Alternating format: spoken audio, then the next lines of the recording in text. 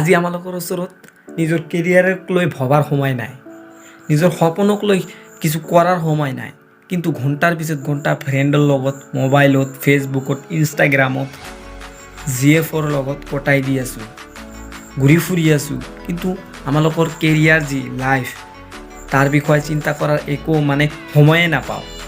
এনেকুৱা কৰি আছোঁ, নিজকে নিজে ফাঁকি দি আছোঁ। এনেকুৱা কৰি কিন্তু আপুনি আনৰ ক্ষতি কৰা নাই, নিজৰ ক্ষতি কৰি আছে। কাৰণ আপোনাৰ ওচৰত ঢেৰ সাৰা সময় আছে, কিন্তু আপুনি সেই সময়খিনি কাক দিছে? মোবাইলত ৱেব ছিৰিজ দেখি আছে, ঘণ্টাৰ পিছত ঘণ্টা গেমছ খেলি আছে।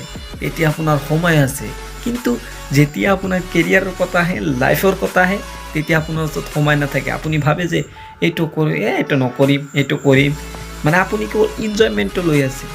কিন্তু আপুনি এইটো নেভাবে যে এতিয়া যিহেতু এণ্টাৰটেইনমেণ্ট লৈ আছে, গোটেই জীৱন আপোনাক দুখত কটাব লাগিব। আৰু যদি এতিয়া আপুনি কেইবাবছৰ কষ্টেৰে পঢ়া শুনা কৰি বা কিবা এটা কৰি লাইফত নিজৰ কেৰিয়াৰ ছেটআপটো গঢ়ি ল'ব পাৰে, তেতিয়া আপোনাক আৰু পিছলৈ ফুৰিব নালাগে। সেইকাৰণে আমালোকৰ ওচৰত সময় নাথাকিলে ওলোৱাই ল'ব লাগে নিজৰ কেৰিয়াৰৰ কাৰণে। কিন্তু আমালোকে কি কৰোঁ? নিজকে নিজে ফাঁকি দিওঁ যে মই কালি ৰাতিপুৱাৰ পৰা মৰ্ণিং ৱাক কৰিবলৈ যাম। কিন্তু যদি আমাৰ ওচৰত এই জোতাটো থাকে বা এই বস্তুটো থাকে, তেতিয়াহে যাম। আপুনি এইটো জানে যে এই বস্তুটো মোৰ ওচৰত কেতিয়াও নাহে, সেইকাৰণে আপুনি এইটো কয় যে এইটো আহিলে মই যাম। আপুনি নিজকে নিজে ফাঁকি দি আছে, আনক নহয়। আনৰ কোনো ক্ষতি হোৱা নাই ইয়াৰ দ্বাৰা, আপোনাৰ ক্ষতি হৈ আছে। কিন্তু আপুনি এইটো নুবুজি আছে, কাৰণ আপুনি এনজয়মেণ্ট লৈ আছে। আৰু এই এনজয়মেণ্টটোৱে যে মানুহৰ কিমান ক্ষতি কৰি আছে, সেইটো কেৱল সেই মানুহজনেহে জানে।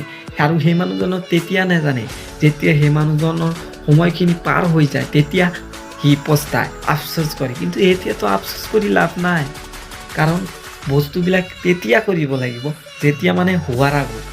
আৰু এটা সময় পাৰ হৈ যোৱাৰ পিছত সেই বস্তুৰ কথা ভাবি যিমানে কান্দক, যিমানে আফচোচ কৰক, লাভটো নাই। আমালোক কি কৰোঁ? নিজকে নিজে ফাঁকি দি আছোঁ। এনেকুৱা কৰিলে নিজৰ লাইফটো নিজে ধ্বংস কৰি আছোঁ। আনে কি আমাৰ লগক ধ্বংস কৰিব? নিজৰ লাইফ নিজে যিয়ে নষ্ট কৰি আছে, তাৰ লাইফটো আৰু কোনে গঢ়ি দিব? আজিৰ এই পৃথিৱীত কোনেও কাৰো লাইফটো গঢ়ি নিদিয়ে। আৰু আপুনিতো নিজৰ লাইফ নিজৰ ধ্বংস কৰি আছে। আৰুতো মানুহে প্ৰেৰণা দিব যে এইটো কৰ, এইটো কৰিলে জীৱনটো ভাল হ'ব। কিন্তু আচলতে সেই মানুহজনে আপোনাক ভাল কথা কোৱা নাই, আপোনাৰ লাইফটো ধ্বংস কৰিব বিচাৰিছে। কিন্তু আপুনি যিহেতু এনজয়মেণ্ট লৈ আছে, সেইকাৰণে আপোনাৰ সেই কথাটোও ভাল লাগিব, বেয়া কথাবিলাক ভাল লাগিব। আৰু আপুনি এনজয়মেণ্টটো লৈ আছে, কিন্তু সেইবিলাক ফিজিকেল নহয়। মোবাইলত গেমছ খেলি আছে, স্পৰ্টছ খেলি আছে, কিন্তু মোবাইলত, বেটেল গ্ৰাউণ্ডত নহয়। আৰু যেতিয়া আপুনি মোবাইলত খেলি আছে, আপোনাৰ মাইণ্ডটো কমজুৰি হৈ গৈ আছে, আপোনাৰ চকুটো কমজুৰি হৈ গৈ আছে, আপোনাৰ শৰীৰৰ টেষ্টটো কমজুৰি হৈ গৈ আছে। কিন্তু আপুনি ইয়াক কৰিয়েই থাকিব। আপুনি ঘণ্টাৰ পিছত ঘণ্টা গেমছ খেলিব মোবাইলত, ৱেব ছিৰিজ দেখিব, সময় আছে। কিন্তু নিজৰ কেৰিয়াৰক লৈ ভাবিবলৈ একো সময় নাই। আফচোচ কৰিব, আপুনিও আফচোচ কৰিব। কিন্তু এতিয়া আফচোচ কৰিতো লাভ নহ'ব। কাৰণ এতিয়া যদি আপুনি নিজৰ ভুলটো নুবুজি, নুশুধৰাই সেইদৰে কটাই দিয়ে, তেতিয়া আফচোচ কৰিও কোনো লাভ নাই। আৰু এতিয়া আপোনাৰ এনেকুৱা লাগিব যে মই বাৰু এনেকুৱা কিয় কৰিলোঁ, এনেকুৱা লাগিব। কিন্তু তেতিয়া আৰু একো নাই, কিছু কৰা নাথাকিব।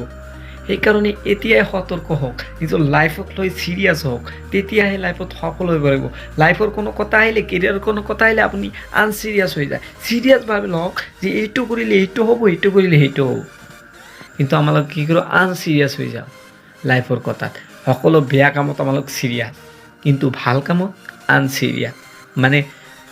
এনেকৈ কওঁ যে হ'লে হ'ব, নহ'লে নহ'ব। এনেকৈ ক'লে আপোনাৰ লাইফটো আপোনাক গঢ়িব লাগিব, আৰু আপুনি আপোনাৰ লাইফটো ধ্বংসহে কৰি আছে। যদি আপোনাৰ লাইফটো সফল কৰিব বিচাৰে, আগতে কি হৈছে, কি ভুল কৰিছে সেইটো বাদ দিয়ক। কাৰণ যিটো হৈ গৈছে সেইটোতো আৰু ঘূৰাই আনিব নোৱাৰি। সেইটোৰ কথা ভাবিতো আৰু আগৰ জীৱনটো নষ্ট কৰিব নোৱাৰি না। সেইকাৰণে আগত কি হৈছে, নিজৰ ভুল বুজিব পাৰিছে। আৰু এতিয়াৰ পৰা আপুনি ষ্টাৰ্ট কৰক নিজৰ গ'ল, নিজৰ লক্ষ্যত উপনীত হোৱাৰ কাৰণে যি কৰিব লাগে তাকে কৰক, তেতিয়াহে আপুনি সফল হ'ব। আজিৰ ভিডিঅ'টো ইমানতেই। আকৌ লৈ আহিম আৰু এটা নতুন ভিডিঅ'ত। তেতিয়ালৈকে ভাল থাকিব, সুস্থ থাকিব।